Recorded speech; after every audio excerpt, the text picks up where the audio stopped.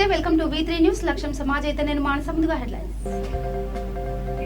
Nidamaluru road ప్రమాదంపై మంత్రి జగదీష్ రెడ్డి దిగ్భ్రాంతి, మృతుల కుటుంబాలను పరామర్శించిన మంత్రి.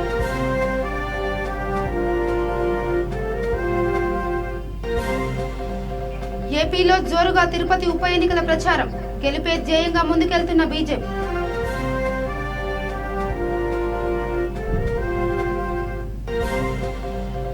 సంగారెడ్డి జిల్లాలో కళ్యాణ్ లక్ష్మి షాదీ ముబారక్ చెక్కుల పంపిణీ, లబ్ధిదారులకు అందజేసిన ఎమ్మెల్యే మైపాల్ రెడ్డి.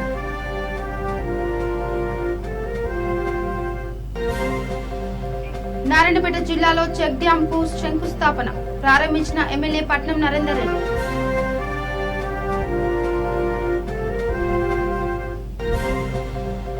కోదండరాముడి బ్రహ్మోత్సవాలకు ఏర్పాట్లు, ఒంటిమిట్టలో ఏర్పాట్లు పరిశీలించిన కలెక్టర్.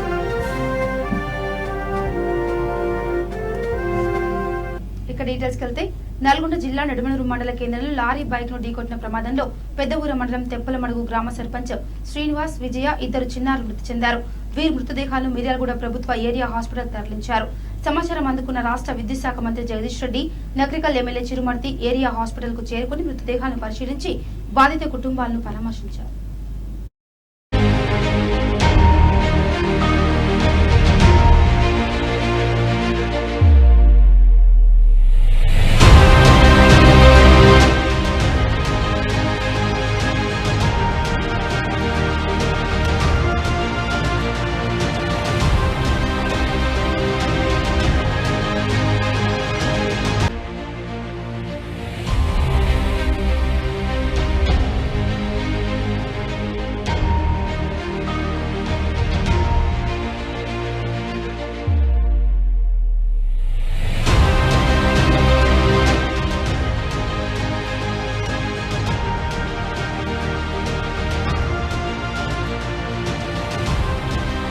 ఆంధ్రప్రదేశ్ తిరుపతి ఉప ఎన్నిక ప్రచారం జోరుగా సాగుతుంది. అన్ని పార్టీలు తమ అభ్యర్థిని గెలిపించుకోవడం కోసం ప్రచారం నిర్వహిస్తున్నాయి. తిరుపతి ఉప ఎన్నికల్లో ఎలాగైనా గెలిచి అడుగు పెట్టాలని బీజేపీ చూస్తుంది. బీజేపీ తరఫున మాజీ ఐఏఎస్ అధికారిని రత్నప్రభ పోటీ చేస్తున్నారు. రత్నప్రభ గెలుపు కోసం పార్టీకి చెందిన ప్రముఖులంతా ప్రచారం చేస్తున్నారు. తెలంగాణ దుబ్బాక ఎమ్మెల్యే రఘునందన్ రావు ఈ రోజు తిరుపతిలో ప్రచారం నిర్వహిస్తున్నారు. రాజకీయ రణరంగం నుంచి టీడీపీ తప్పుకుందని, ఏపీలో బీజేపీ మాత్రమే ప్రత్యామ్నాయం అని అన్నారు. విగ్రహాలను ధ్వంసం చేసిన వారిని పట్టించుకోవడం లేదని అన్నారు. పాలన పక్కన పెట్టి మత ప్రచారం చేసుకుంటుందని ఎమ్మెల్యే రఘునందన్ రావు పేర్కొన్నారు. మిత్రులకు నమస్కారం. నేను రఘునందన్ రావు, ఎమ్మెల్యే దుబ్బాక, తెలంగాణ. తిరుపతి పార్లమెంట్ స్థానానికి జరుగుతున్నటువంటి ఉప ఎన్నికల లోపల సుదీర్ఘ కాలం పాటు భారత అడ్మినిస్ట్రేటివ్ సర్వీసులో పనిచేసి పేద ప్రజల్ని, పూర్ పీపుల్ని అప్లిఫ్ట్ చేయడం, భారతీయ జనతా పార్టీ మూల సిద్ధాంతమైనటువంటి అంత్యోదయ కోసం పనిచేసి అహర్నిశలు ఒక అధికారిగా poorest of the poor should be served first అని పనిచేసినటువంటి ఒక గొప్ప ఆఫీసర్ శ్రీమతి రత్నప్రభ గారిని భారతీయ జనతా పార్టీ తిరుపతి ఉప ఎన్నికల్లో తన అభ్యర్థిగా నిలిపింది.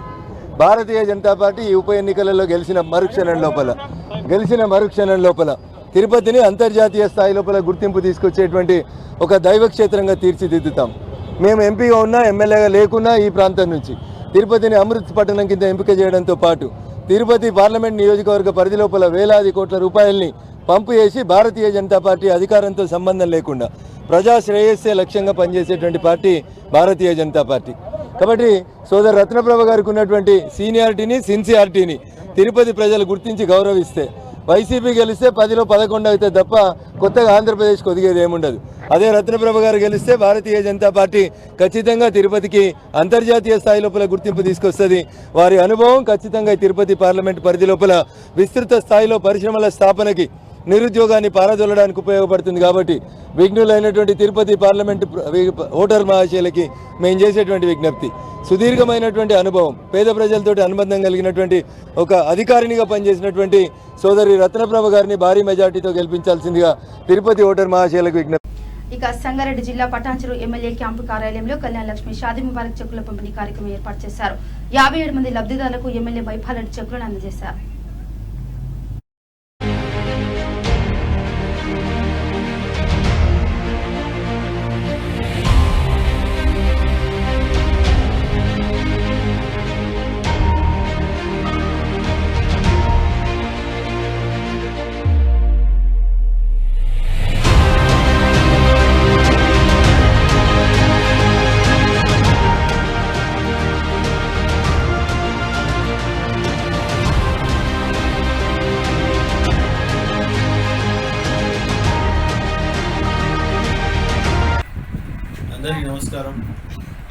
ఈరోజు కళ్యాణ లక్ష్మి చెక్స్ నియోజకవర్గ స్థాయిలో 57 చెక్స్ కళ్యాణ లక్ష్మి షాదీ ముబారక్ చెక్స్ అందజేయడం జరిగింది.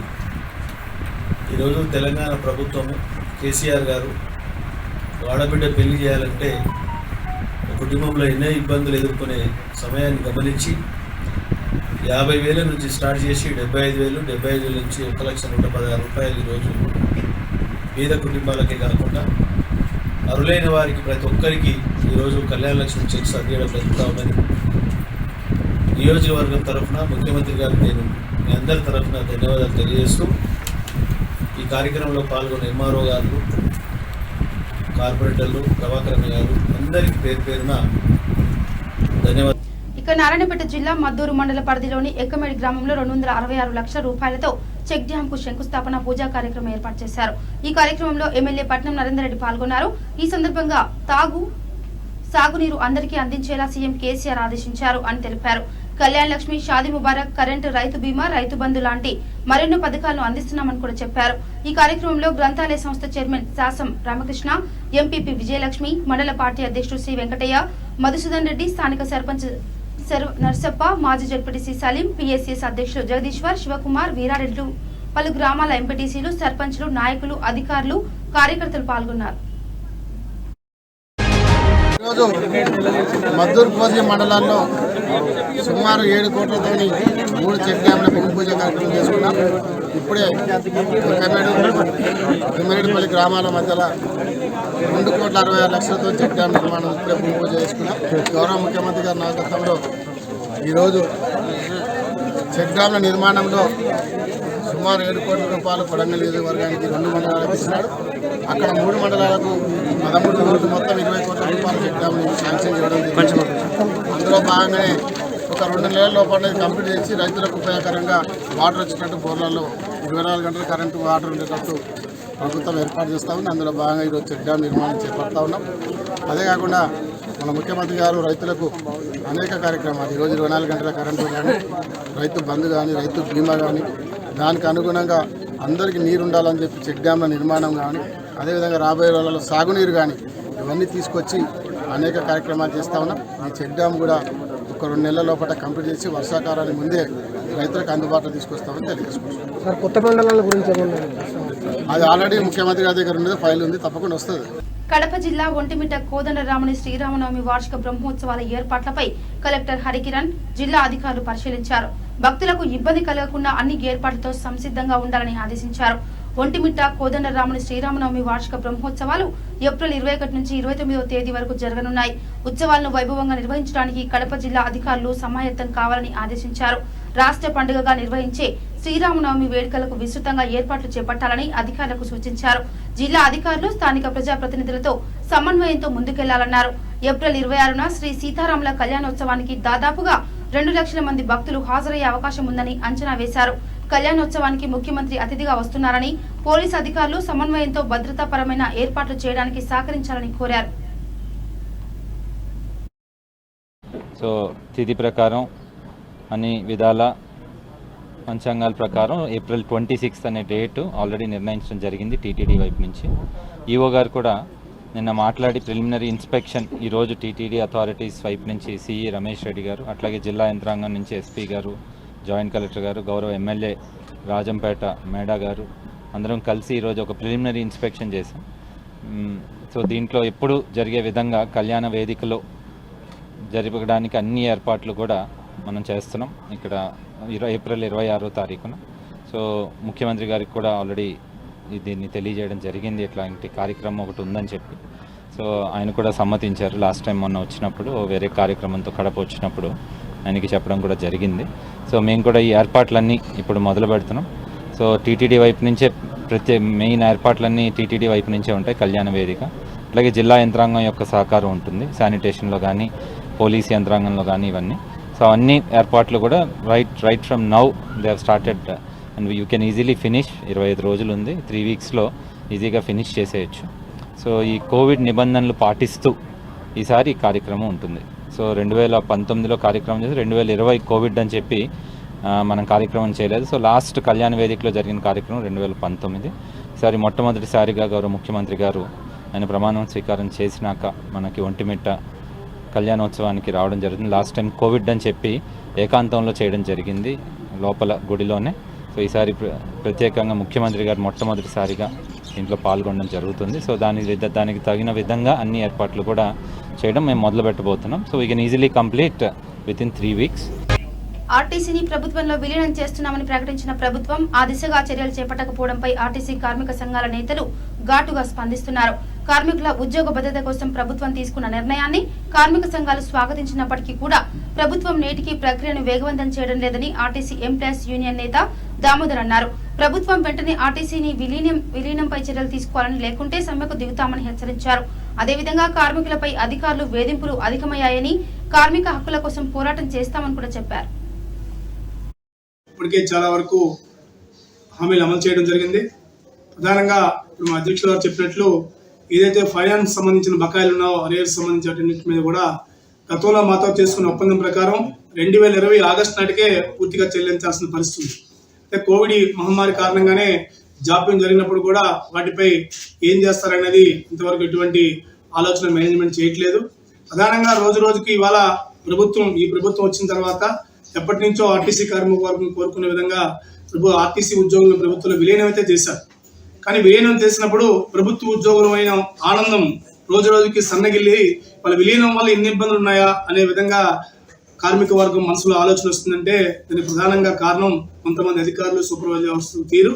ఈ విధానాన్ని అధికారులు వ్యవహరిస్తున్న తీరుని ప్రభుత్వం కానీ ఉన్నతాధికారులు కానీ చొరవ తీసుకొని అరికట్టకపోతే ప్రభుత్వానికి చెడ్డ పేరు వచ్చే పరిస్థితి ఉంది.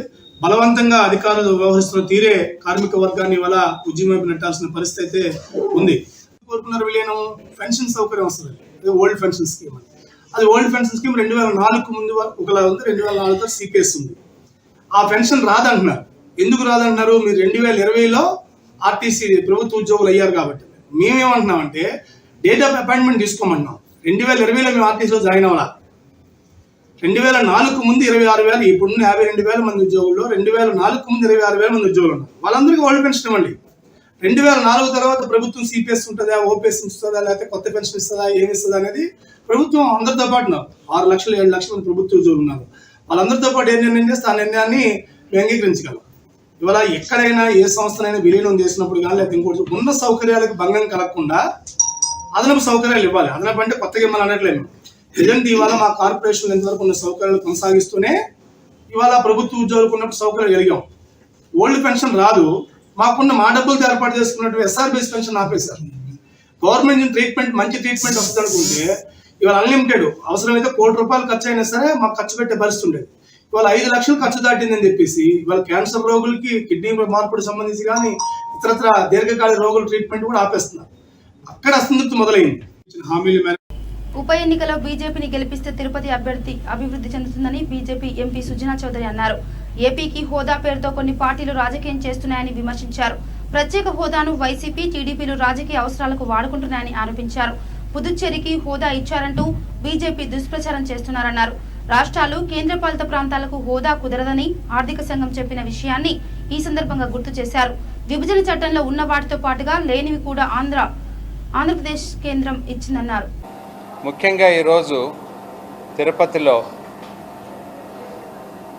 ఈ సమావేశం పెడతానికి గల కారణం ఏంటంటే దురదృష్టవశాత్తు బల్లి దుర్గాప్రసాద్ గారు లోక్సభ ఎంపీ గారు స్వర్గస్థులైనందుకు ఈ అవసరం వచ్చింది. అయితే లోక్సభ ఎన్నికలు మామూలుగా ఎప్పుడు వస్తూ ఉంటాయి. ఇప్పుడు ఈ బై ఎలక్షన్ రావటం వలన తిరుపతి లోక్సభ పరిమితిలోకి వచ్చే ప్రజలందరికీ కూడా ఇది ఒక మంచి అవకాశం. పర్టికులర్గా భారతీయ జనతా పార్టీ ఇప్పుడు కేంద్ర ప్రభుత్వంలోనూ ఉన్నది, భారతదేశం మొత్తంలో భారతీయ జనతా పార్టీని, ప్రభుత్వాన్ని మన నాయకుడు నరేంద్ర మోడీ గారు, ప్రధానమంత్రిగా అమిత్ షా గారు ఏ విధంగా భారతదేశాన్ని ముందుకు తీసుకెళ్తున్నారనేది విద్యులందరికీ తెలుసు.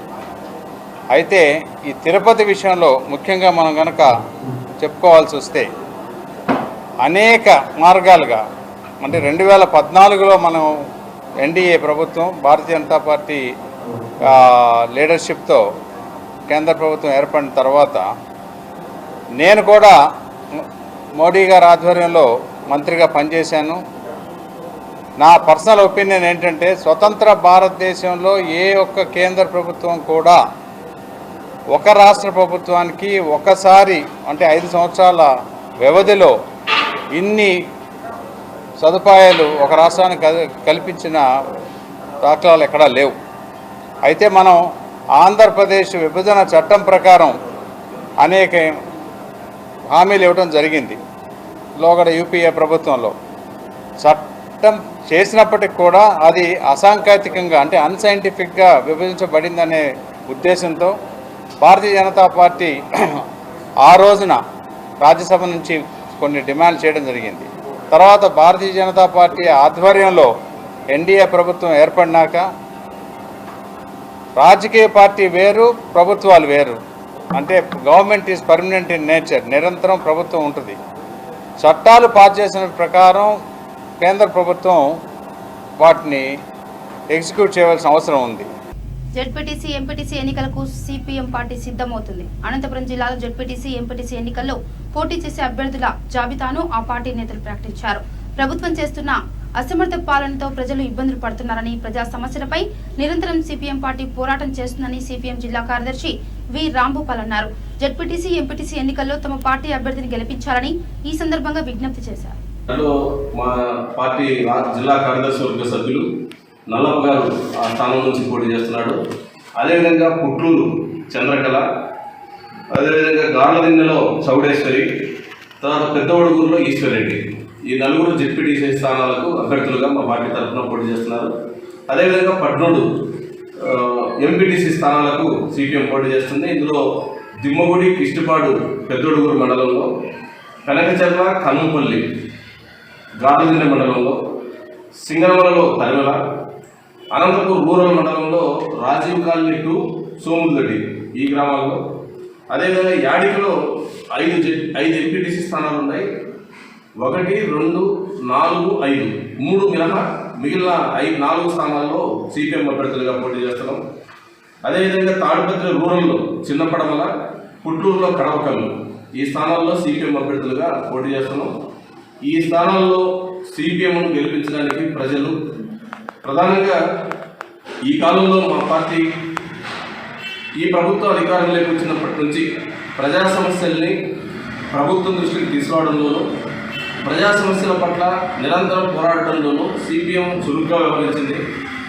ప్రధానంగా రైతులకు కావాల్సినటువంటి ఇన్పుట్ సబ్సిడీ, ఈ ప్రభుత్వం ఇన్పుట్ సబ్సిడీ విడుదల చేయకపోతే ఇన్పుట్ సబ్సిడీ కోసం పెద్ద ఎత్తున ఆందోళన చేసినాం, నిరవధిక నిరాహార దీక్షలు చేసినాం. అదేవిధంగా పంటలు మధ్యలో పంట పొలాలకు కాలువ నీళ్లు బంద్ అయినప్పుడు కాలువకు పూర్తి స్థాయి సామర్థ్యంతో నీళ్లు విడుదల చేయాలని, హెచ్ఎల్సీ ఆధునీకరణ పనులతో పాటు పంటల సాగుకు నష్టం జరగకుండా చేపట్టాలని చెప్పేసి పెద్ద ఎత్తున ప్రజల్ని సమీకరించి ఆందోళన చేసినాం. దళితుల మీద, మహిళల మీద జరిగిన దాడులకు వ్యతిరేకంగా వివిధ రూపాల్లో మా శక్తి మేరకు గొంతుకగా ప్రజల సమస్యలను వినిపించడానికి ప్రయత్నం చేసినాం. కాబట్టి వీటన్నిటి రీత్యా ఈ స్థానాల్లో సిపిఎంను గెలిపించాలని చెప్పేసి మేము ప్రజలకు అభ్యర్థిస్తున్నాం. 1 బుక్కరాయ సముద్రం, దాంట్లో మా పార్టీ జిల్లా కార్యదర్శి వర్గ సభ్యులు నల్లప్ప గారు ఆ స్థానం నుంచి పోటీ చేస్తున్నాడు. అదేవిధంగా కడపలో ఆలయంలోకి అక్రమంగా ప్రవేశించి దొంగతనం చేసిన వ్యక్తిని పోలీసులు అరెస్ట్ చేశారు. అతని వద్ద నుంచి సుమారుగా 3,000 విలువ చేసే హారం, హారతి గంటను పోలీసులు స్వాధీనం చేసుకున్నారు. దొంగతనం జరిగిన గంట వ్యవధిలోనే చెన్నూరు పోలీసులు స్వాధీనం చేసుకున్నారు. దీనికి సంబంధించిన వివరాలను మీడియా సమావేశంలో కడప జిల్లా అదనపు ఎస్పీ ఎం దేవప్రసాద్ రెడ్డి వెల్లడించారు. చోరీ జరిగే సమయంలో లభించిన ఆధారాలతో నిందితులను గుర్తించి వారి నుంచి చోరీ చెందిన ఆభరణాలను స్వాధీనం చేసుకున్నామని చెప్పారు.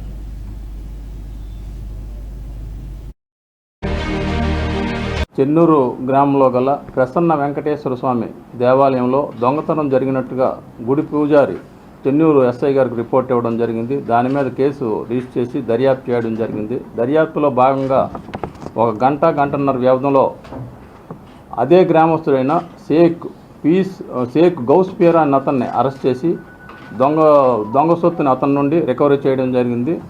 టెంపుల్ నందున్న తాలిబొట్టు, హారతి ప్లస్ హారము ప్లస్ గంట దొంగలించడం జరిగింది. ఆ 3 వస్తువులు కూడా ఇంటాక్ట్గా అతని వద్ద నుండి స్వాధీనపరుచుకొని అతన్ని అరెస్ట్ చేయడం జరిగింది. ఈ మధ్య టెంపుల్లో తరచూ దొంగతనాలు మన స్టేట్లో జరుగుతున్న దానిలో భాగంగా మ్యాక్సిమం టెంపుల్స్ నందు సీసీ కెమెరాలు ఏర్పాటు చేయడం జరిగింది. కొన్ని చోట్ల సీసీ కెమెరాలు లేనప్పుడు కూడాను నైట్ బీట్స్ కూడా మేము పెట్టడం జరిగింది. ఒక 24 అవర్స్ కూడాను ఆ టెంపుల్ నందు ఒక కానిస్టేబుల్ లేదా హోంగార్డ్ ఉండేటట్టుగా తగు జాగ్రత్తలు జిల్లాలందరూ ఎస్పీ గారు ఆదేశాల ప్రకారం తీసుకోవడం జరిగింది. ఆడు కొంచెం వేగబాండ్లో తిరుగుతున్నాడని మాకు కొంత ఇన్ఫర్మేషన్ చేసి దానికి పూర్తి లైవ్లీహుడ్ కోసం అనేసి మామూలుగా చేసినట్టు ఇదంతా మీద కానీ ప్రార్థనా స్థలాల మీద కానీ ఎటువంటి ఏదైనా నేరాలు జరిగితే వాటి పట్ల జిల్లా పోలీస్ యంత్రాంగం అయితే చాలా సీరియస్గా దృష్టి పెట్టింది. రాత్రిపూట కూడా దాదాపు 60% మంది పోలీస్ మామూలుగా ఇంతకుముందు అయితే ఇండ్లకు గస్తీ తిరిగేవాడు బీటు. అట్లా కాకుండా ఈ ప్రార్థనా స్థలాలు దేవాలయాల సేఫ్టీ గురించి ఎక్కువ ప్రాధాన్యత ఇవ్వడం జరుగుతూ ఉంది. State commissioner of endowments Balaji గారు ఇచ్చింది 3500 టెంపుల్స్ ఉన్నాయని. వాళ్ళకైతే ఇన్స్ట్రక్షన్స్ ఉన్నాయి అన్ని ముఖ్యమైన దేవాలయాల్లో ఇల్యూమినేషన్ పెంచడం, తర్వాత సీసీ కెమెరాస్ ఏర్పాటు చేయాలని. వాళ్ళు మా తరఫున కూడా కన్సర్న్ డిపార్ట్మెంట్స్కి మేము ప్రెజరైజ్ చేస్తున్నాం. ఏమంటే రాతి విగ్రహం అది కూడా యాక్చువల్గా అఫెండర్స్ దొరికినారు. వాళ్ళు మళ్ళా కదిలి రూట్లో పోయి దాన్ని పగలగొట్టి దాంట్లో ఏదో అంటే అక్కడ ఆల్రెడీ మనకు ప్రతి పల్లెలో తెలుస్తుంది పలాని గుళ్ళో ఎక్కువగా ఏంటివి గుప్త నిధులు ఉన్నాయని ప్రచారం చేస్తారు కదా. పశ్చిమ గోదావరి జిల్లా జంగారెడ్డిగూడెం మండలం కేతవరం గ్రామంలో వింత జంతువు సంచారం చేస్తుంది. 10 రోజుల నుండి పొలాల్లో కట్టేసిన పశువులపై దాడి చేస్తుంది. దీంతో గ్రామ యువకులు రాత్రులు గస్తీ కాస్తున్నారు. సమాచారం తెలుసుకుని అటవీ శాఖ అధికారులు రంగంలోకి దిగారు. వింత జంతువు ఆనవాళ్ల కోసం గాలిస్తున్నారు.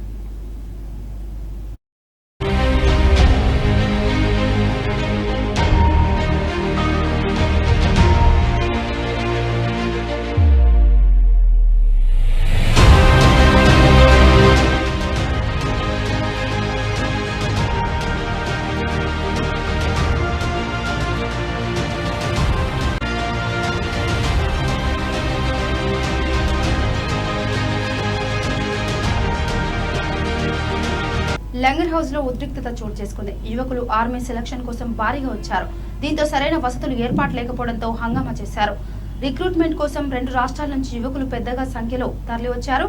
రోడ్డుపై వెళ్తున్న వాహనాలతో పాటుగా అక్కడున్న సామాగ్రిని యువకులు ధ్వంసం చేశారు.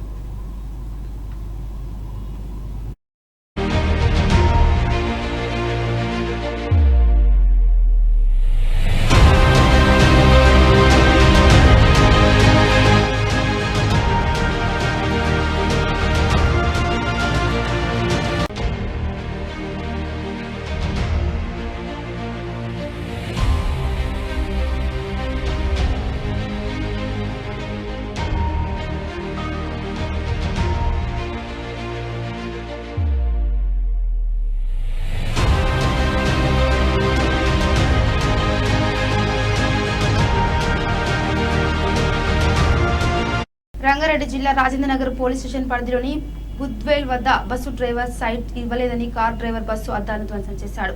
దీంతో పోలీసులకు ఫిర్యాదు చేసిన బస్ డ్రైవర్ సంఘటన స్థలానికి చేరుకున్నారు. కేసు నమోదు చేసుకుని దర్యాప్తు చేపట్టారు.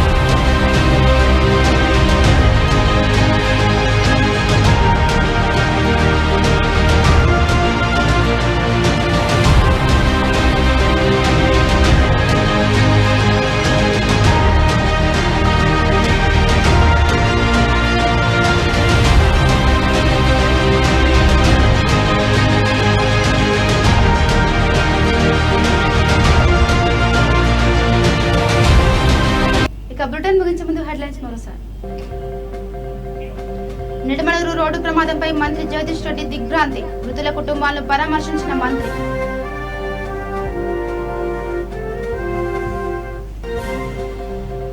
ఏపీలో జోరుగా తిరుపతి ఉప ఎన్నికల ప్రచారం, గెలిపే ధ్యేయంగా ముందుకెళ్తున్న బీజేపీ.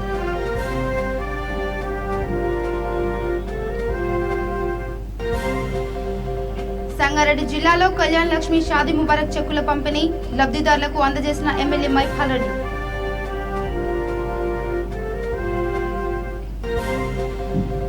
నారాయణపేట జిల్లాలో చెక్ డ్యాం కు శంకుస్థాపన, ప్రారంభించిన ఎమ్మెల్యే పట్నం నరేందర్ రెడ్డి.